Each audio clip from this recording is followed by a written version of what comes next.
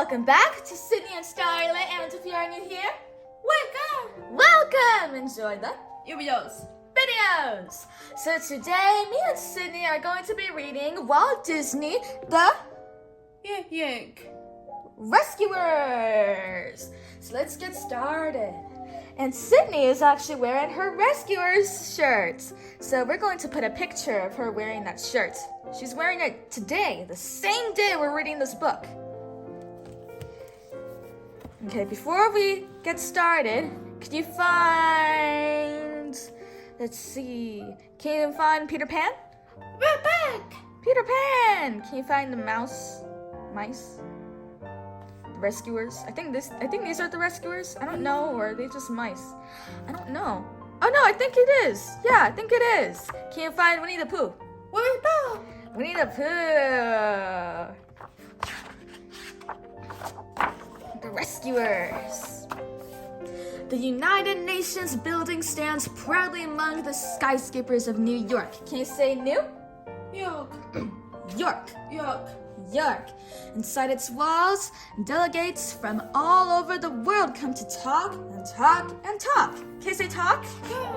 Talk. They talk about ways to bring peace to the world. In vast conference halls, they talk long into the night about how to put an end to all wars. Can you say wars?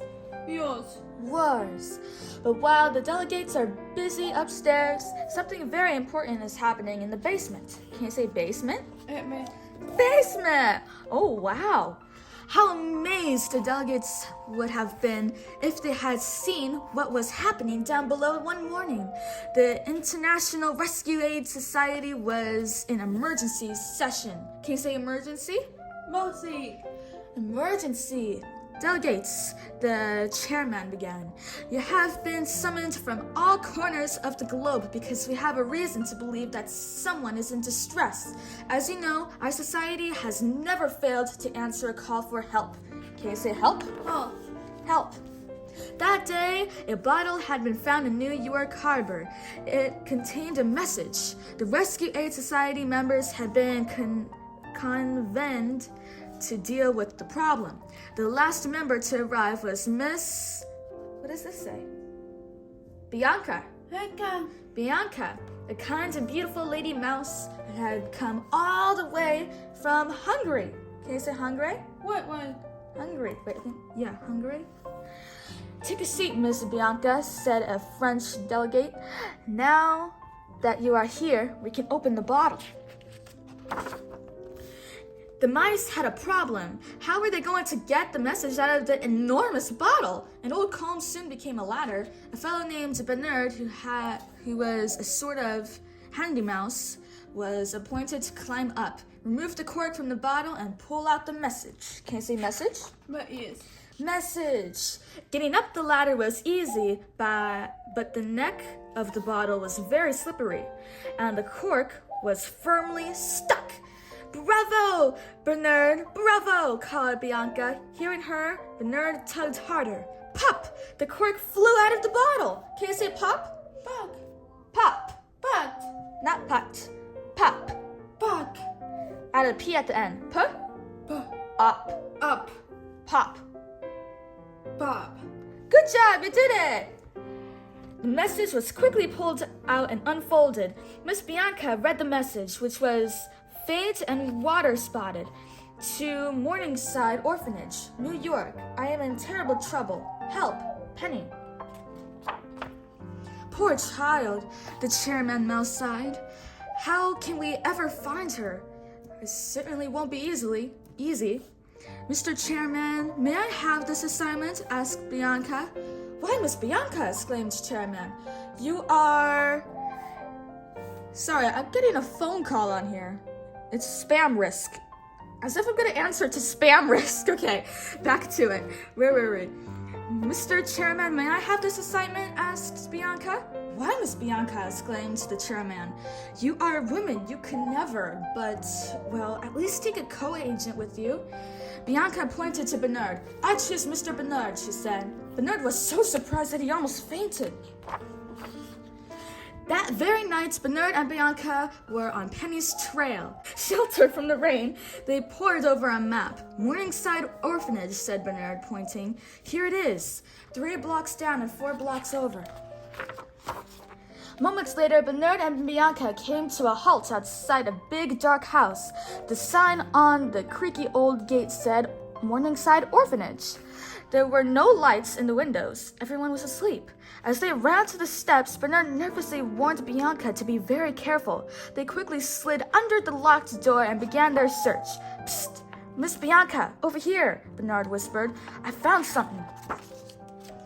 Bernard had found a box with the word Penny scratched on the side. These are Penny's belongings, he said. Good work, Bianca whispered. Now we're getting somewhere. Just then, a big cat with a droopy mustache slid it up to them. Now looky here, you two.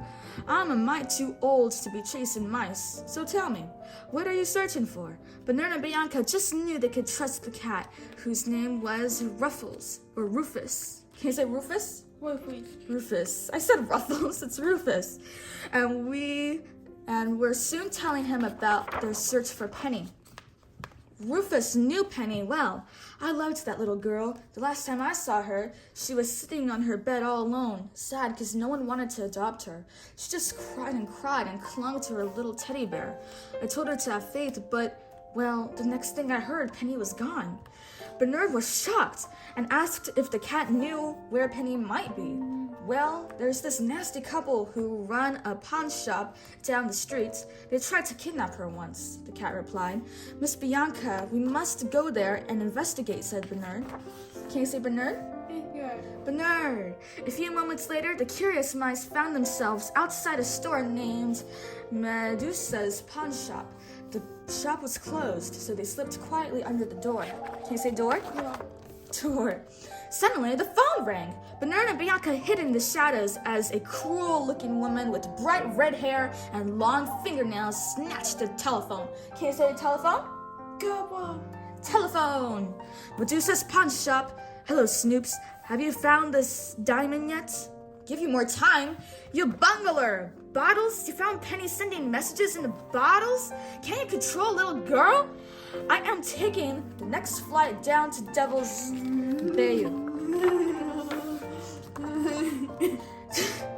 Sydney. Medusa rushed out to her car and sped away to the airport. Quick, said Bernard. She must be heading for the airport. I keep saying airport. Let's hurry. But by the time the mice got there, Medusa had left. Look, Bernard, what's that sign over there? Asked Bianca. Fly Albatross Airlines, read Bernard. The friends rushed to the control tower, and Bernard headed straight for the microphone. A voice was calling over the control tower's radio. Albatross, flight 13 to tower. Am I clear to land? Bernard leaned into the microphone and said, You have our permission to land. Suddenly, huge white albatross, how did I say that? Albatross, cap and goggles swooped down unsteadily and landed with a thud. Hello, friends. Just call me Orville, he said, fit as a fiddle and ready to hit the wild blue yonder.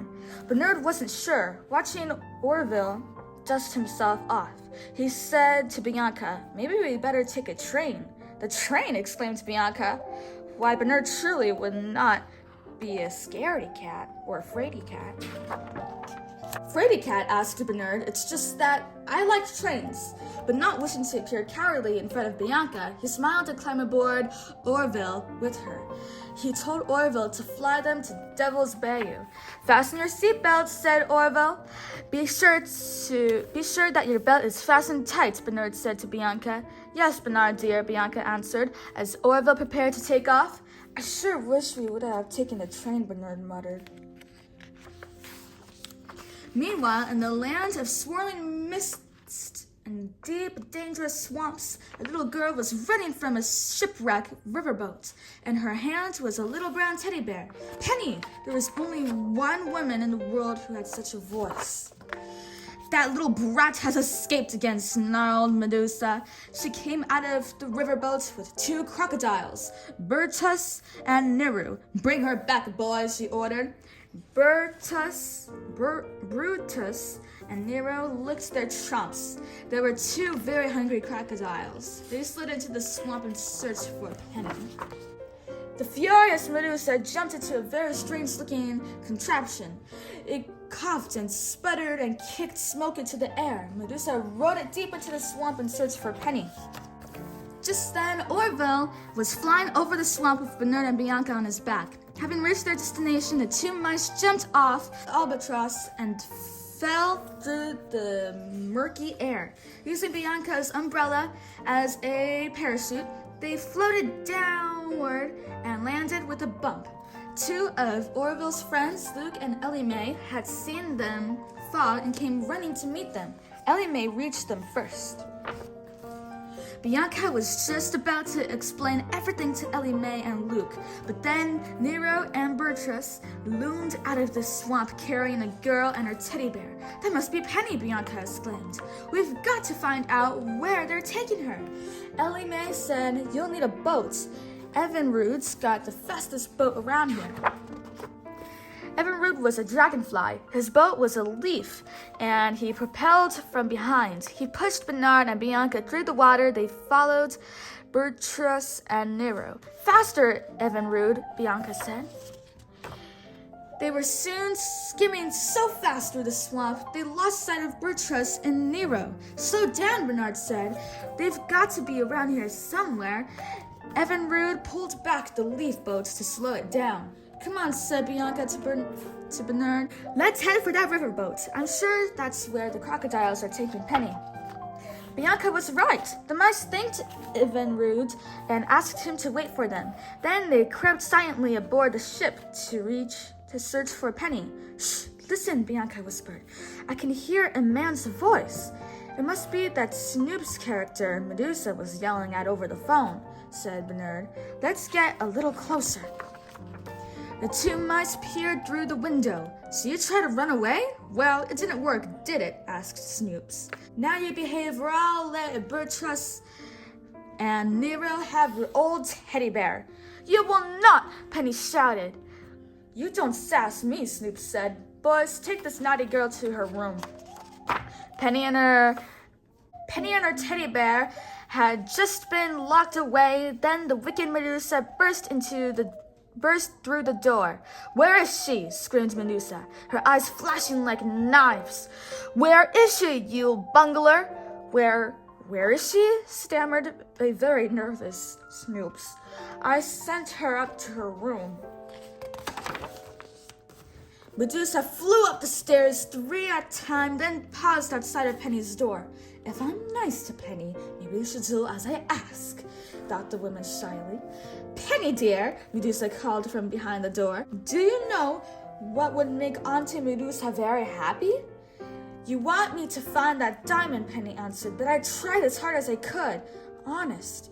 And I found a lot of other things. Yes, you stupid child, exclaimed Medusa, bursting into the room impatiently. But not the devil's eye, the one that I want. Bernard and Bianca had been listening from under a table. They were watching Medusa so carefully that they didn't notice who was slithering towards them. Uh-oh, Bernard said. Bianca, they smell your perfume. Bernard and Bianca sped across the room, and Beatrice and Nero were close behind. There was a huge old pipe organ standing by a wall. Bernard and Bianca quickly scampered inside. As soon as they entered the organ, Bernard and Bianca hid inside one of the pipes. The crocodiles continued to search for them, and the mice were terribly frightened when Beatrice's angry eye peered into their pipe. Can you say pipe? Fine. With a smile, Beatrice sat at the keyboard and began to play. The air in the pipe started to swirl as the organ let out a screech. The wind puffing through the organ bounced Bernard and Bianca in and out of the pipes as though they were ping-pong balls. Nero tried to grab them as they popped out. Fortunately for the mice friends, Medusa soon put a stop to the crocodile's noisy concert. She said it gave her a headache. And when all was quiet again, Bernard and Bianca were able to scurry away. The friends scampered up to Penny's window ledge. The girl was praying by her bed. The two mice quickly slipped into Penny's room as she prayed. Dear God, please let someone find my bottle, because running away isn't working. Amen. Can you say amen? No. Amen. Bianca gently tapped on Penny's hand. Where'd you come from? Asked the astonished girl. We found the bottle with your message, Bernard answered, and we've come to rescue you. Penny asked, did you bring somebody with you, like the police? No, Bernard admitted. But if the three of us work together and have a little faith, Bianca began, things will turn out right, finished Penny. Penny finished. Together, they began to make a plan. Later, Bernard found Evinrude and told him, Evinrude, we need help. Go get Ellie Mae and hurry. Evinrude sped away. Bernard hoped that help would arrive in time and set work on the next part of the plan. Suddenly, he heard Medusa's voice. She and the Snoops were coming to get Penny. Bernard and Bianca quickly hid in Penny's pocket so that they could go where she did. Medusa and Snoops took Penny out to a dark cave. Its entrance was too small for Medusa or Snoops, but Penny could just fit into it. Medusa grabbed Penny's teddy bear and shoved the girl toward the cave. You get down there and find that diamond, she shouted, or you will never see this teddy bear again. Penny was lowered into an icy cold cavern. Bernard and Bianca climbed out of their pockets so they could help her. Penny told them that pirates used to hide stolen jewels in the cave. One of these jewels was the famous Devil's Eye, but she hadn't been able to find it. Perhaps the pirates had hidden it inside or beneath something. Just then, they saw a glint of light shining from inside an old skull. Bernard and Bianca climbed inside the skull. Holy mackerel, said Bernard. That's it, the Devil's Eye, Bianca agreed. But the skull was stuck in the ground, and the diamond was too big to fit through the skull's eyes or nose. How could they get it out? Suddenly, Penny had an idea. During her visits to the cavern, she had discovered an old sword. It would be just the thing to pry open the skull. Penny slipped the sword between the skull's teeth and pulled with all her might. What's taking so long? Medusa cried. You get that diamond or you'll never see daylight again. Meanwhile, Penny felt her shoes filling with water. The tide was coming in. The skull's jaw popped open. Penny grabbed the diamond. Penny scrambled back into the bucket, and so did Bernard and Bianca. Once again, they hid in her pocket as Snoops pulled them up. Medusa urged them, faster, faster. Oh, at last, the Devil's Eye, filled with power for its owner, cried Medusa. And it's all mine.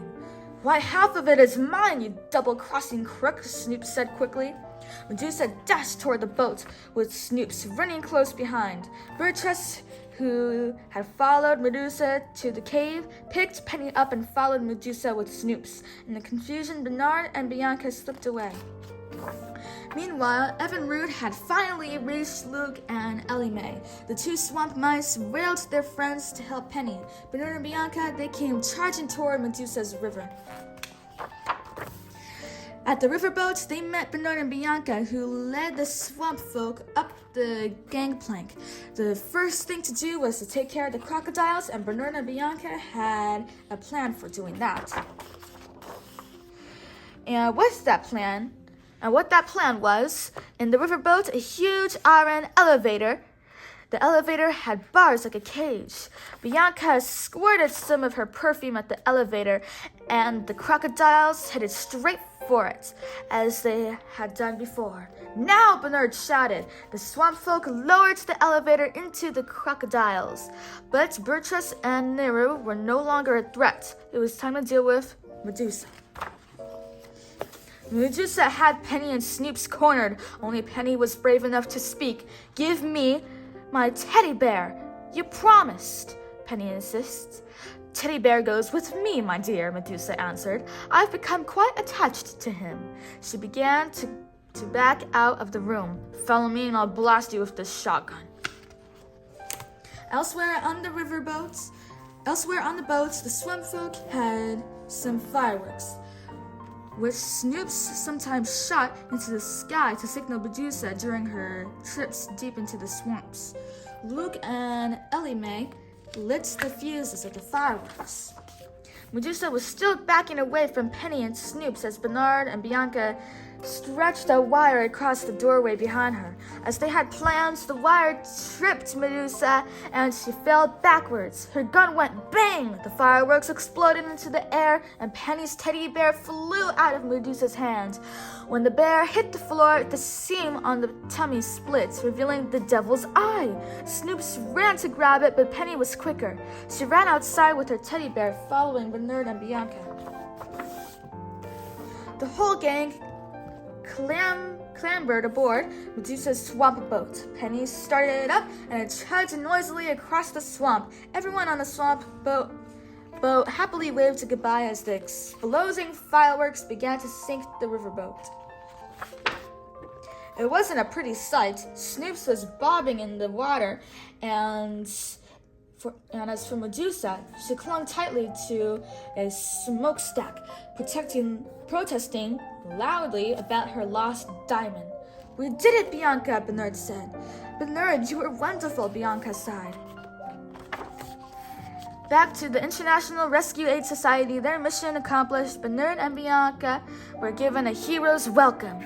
On the Society's television, the members watched the news of the rescue. Because of a courageous little girl named Penny, the Devil's Eye is now in the Smithsonian, the announcer said.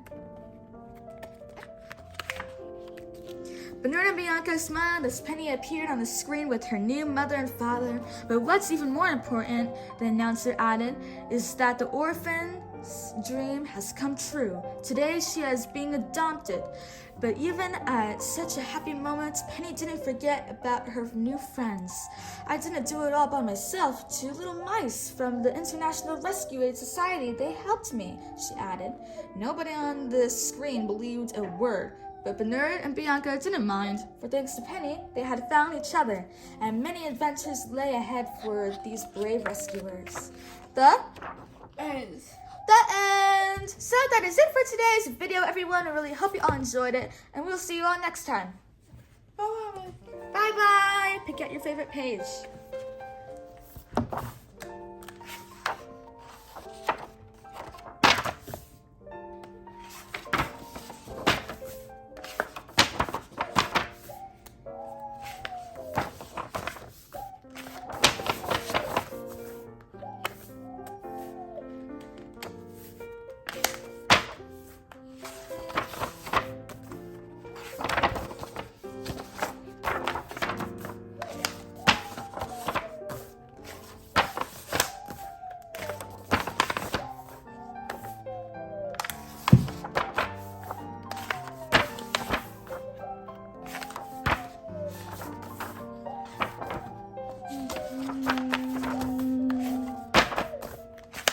That's her favorite page.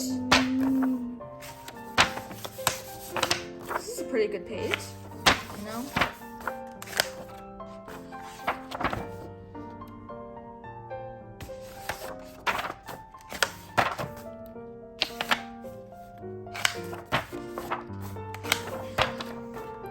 There's so many pages.